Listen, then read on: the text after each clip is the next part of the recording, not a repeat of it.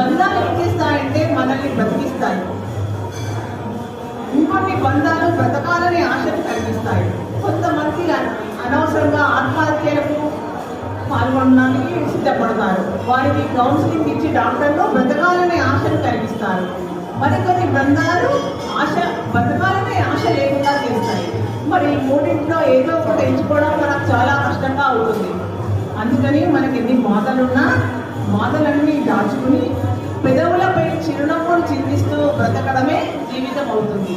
ఆత్మీయ స్పర్శ ద్వారా మనకి ఇన్ని భావాలు వ్యక్తమవుతున్నాయి. ఎన్ని రకాల ఆత్మీయ స్పర్శలు ఉన్నాయి. ప్రేమ రసం, కరుణ రసం, విషాద రసం, ఎన్ని రకాల ఆత్మీయ స్పర్శల ద్వారా మనం ఎదుటి వారికి మంచి మాటల ద్వారా స్పర్శ ద్వారా ఎలా ఆదుకోగలం అనేది తెలుసుకున్నాం కదా. మరి పరమాత్ముడి స్పర్శ ఎలా ఉంటుంది?